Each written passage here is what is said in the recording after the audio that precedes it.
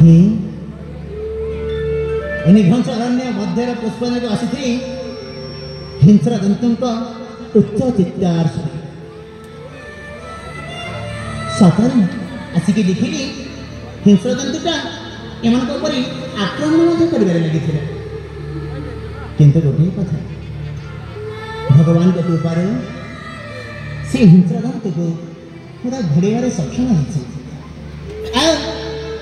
हरि दयालु कहार किसी क्षति घटनी किंतु गोटे कथा जड़े नारी उच्च कंठस्वर शुणी किंतु ये देखला बेलू पांच पांच जन सुंदर युवती मैंने अच्छा सतर एम रूपरेखा तो स्वर्गर अपसर फीका पड़े आपण मैंने समस्त देखी पार्टी आपने समस्त देखी पार्टी ये जो प्रतिमूर्ति भरी छिड़ा होता युवती जन समस्त देखी पार्टी ना अरे हाँ समस्त देखी पार्टी ये जो प्रतिमूर्ति भरी छिड़ा होता युवती जन को अरे सतरे या रूपरेख सतरे हाँ कौन कह बुढ़ाठू बुढ़ा पड़ते जब देखी नब ना कि आज या रूपरेख देखी तो कहबी स्वर्गर अप्सरी रंबा उर्वशी मेनका मध्य या रूपरेखा फीका पड़े कौन भावुक कि कौन कवि जब देखी नब ना अरे हाँ कौन भावुक कि कौन कवि जब देखी नब ना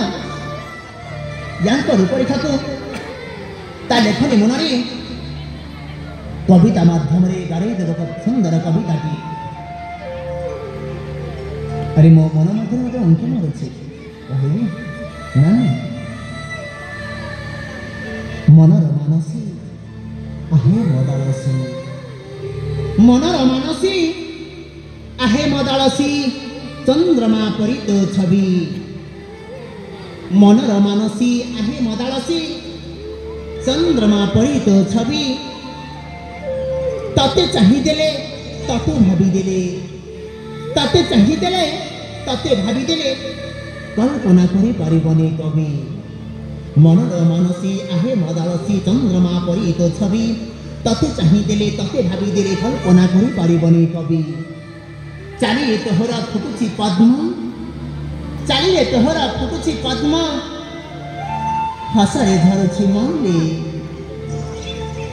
चालिए तोहरा फुटुची पद्म हसरे धरुची मल्ली सूर्य रश्मि किरणे तोहरा घर जाऊची जाली।